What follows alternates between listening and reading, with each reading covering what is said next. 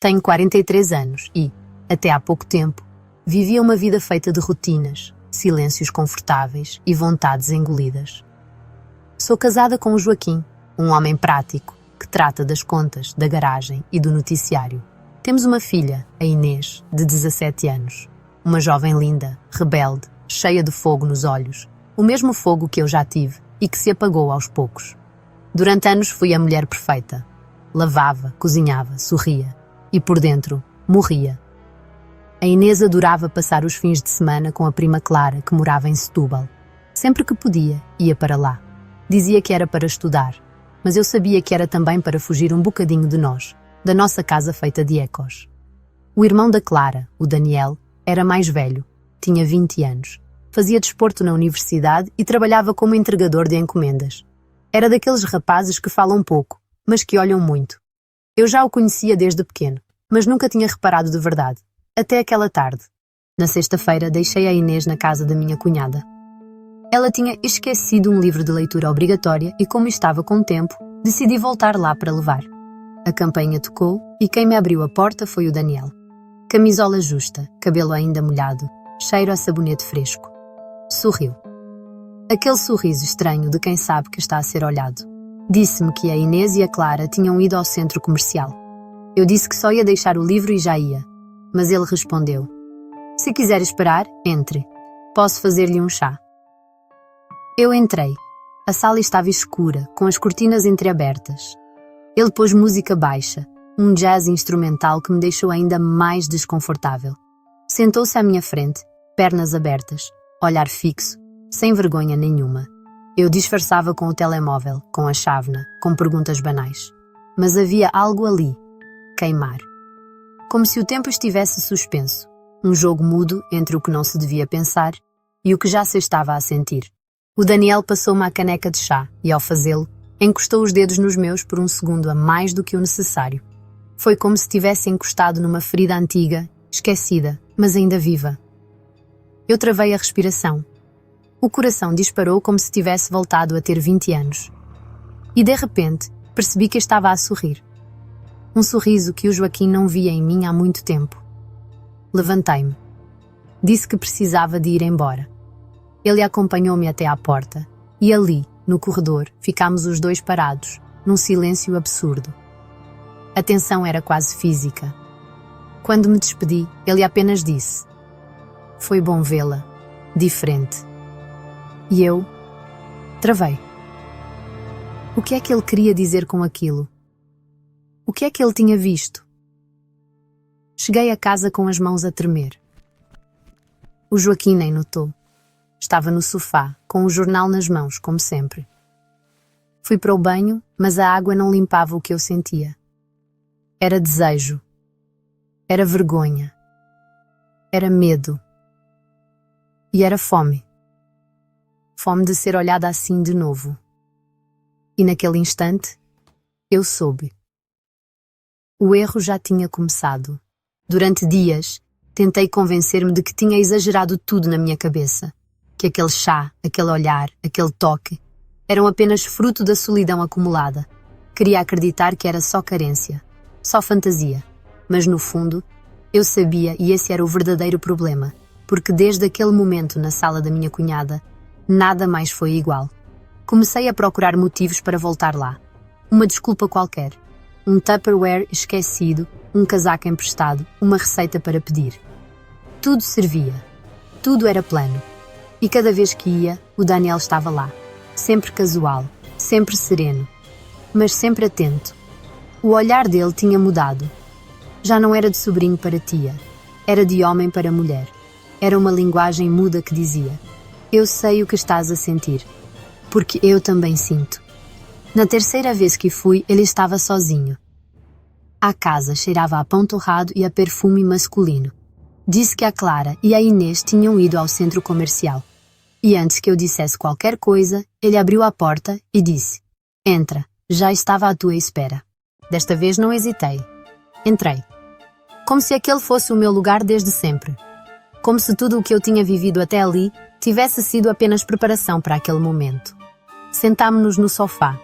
A televisão estava desligada. A luz da tarde entrava pelas janelas, quente e dourada. E quando ele se aproximou de mim, eu não recuei. O beijo foi lento, quase respeitoso, mas carregado de algo que eu já nem lembrava que existia: desejo. As mãos dele tocaram o meu rosto como se eu fosse uma coisa preciosa. E por um instante eu esqueci de tudo. Do Joaquim, da Inês, do certo, do errado. Depois disso, não consegui mais fingir. Voltei para casa com o corpo a arder e o coração em guerra. A fome antiga que eu escondia no fundo da alma tinha sido despertada. E agora? Pedia mais.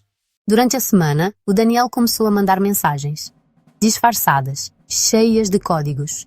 E eu respondia a todos, como uma adolescente, como alguém que tinha acabado de descobrir que ainda estava viva. Na sexta-feira seguinte, fui eu quem sugeriu que a Inês convidasse a prima para dormir lá em casa. E assim que o Joaquim se deitou, eu desci para beber água. Estava ali na cozinha com as mãos ainda úmidas. Quando ouvi passos, era ele. E naquele silêncio da madrugada, aconteceu de novo. Ali mesmo, encostada à bancada. Agora me diz, depois de tanto tempo esquecida, ignorada, invisível, como é que se volta ao lugar de antes? Se estás aqui até agora, é porque alguma parte desta história te tocou. E se tocou, comenta. E se ainda não estás inscrito no canal, faz isso agora.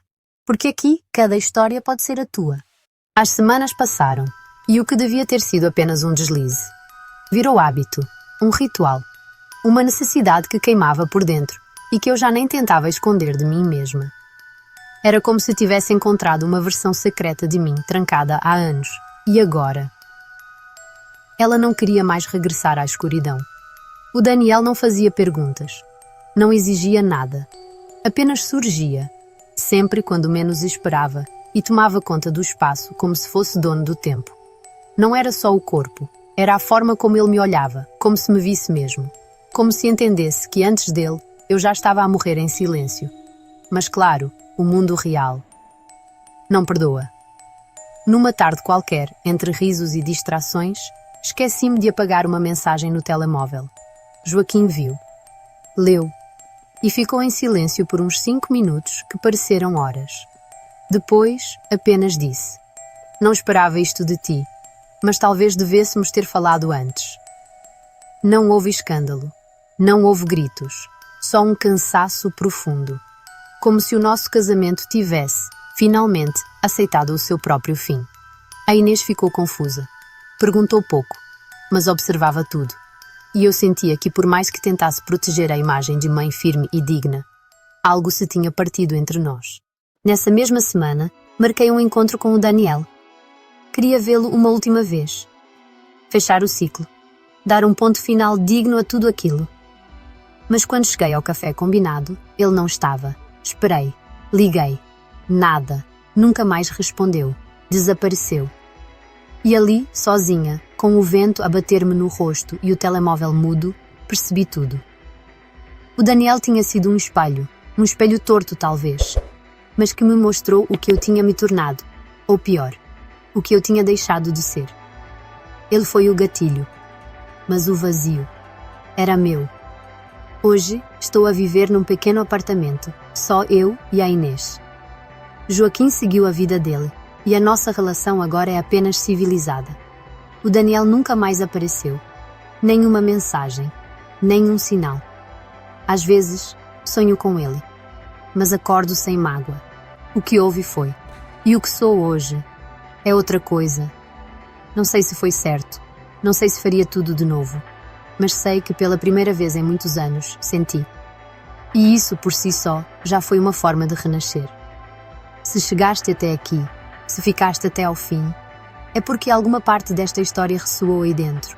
Talvez tenhas vivido algo parecido, talvez julgaste, talvez compreendeste, mas estás aqui, e isso significa mais do que imaginas. Por isso, eu peço com carinho. Inscreve-te no canal. Faz parte desta comunidade, onde as histórias são reais, intensas, humanas.